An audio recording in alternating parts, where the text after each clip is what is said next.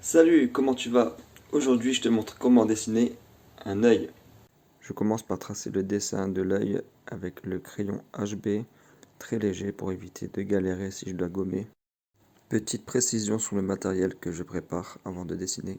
Pour ça, j'utilise des crayons HB 2B, un crayon noir, une gomme mie de pain en forme de patte pour que ce soit plus précis quand tu gommes, et quelques stylos feutres de tailles différentes avec des mines fines et des mines un peu plus épaisses. Et avec ça, de la peinture blanche aussi, juste un peu. N'oublie pas aussi le petit gant quand tu dessines, ça évite de faire des traces avec tes doigts.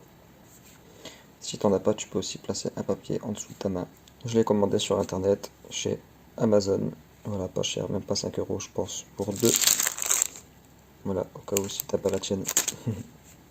Après avoir dessiné les tracés très légers de l'œil, j'ai mis du gris un peu partout que j'ai ensuite estompé.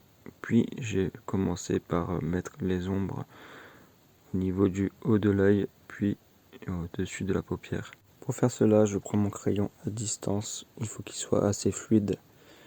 Et je continue comme ça partout à mettre les ombrages.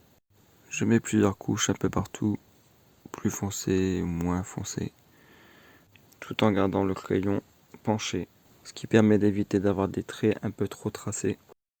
Je continue juste à attendre d'avoir un résultat assez satisfaisant. Là j'ai tracé la goutte et pareil je fais les ombres dans la goutte. Je laisse un petit blanc pour que ça fasse plus réaliste. Puis j'attaque les cils.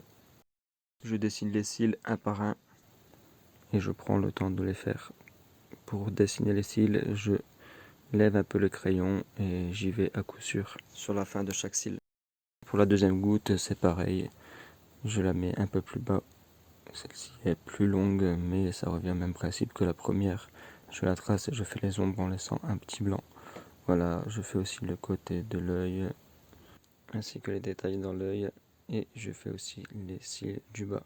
Je sais que si je laisse le blanc de l'œil tout blanc, ça fera pas assez réaliste. Donc je mets aussi du gris clair, ainsi que des détails comme des veines dans l'œil, qui se voient très légèrement. Et je continue à faire les ombrages un peu partout. Ensuite, je colorie l'intérieur de l'œil. Les petits reflets qui ressortent avec le maximum de détails qu'on peut mettre, comme la petite fenêtre à l'intérieur par exemple.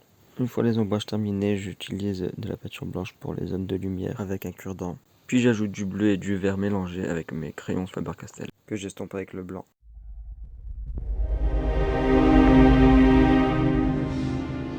J'espère que la vidéo t'a plu. Dis-moi quelle partie du visage est plus galère à dessiner pour toi. Toi aussi deviens un artiste peintre. Car on devient... À toi de dire la suite.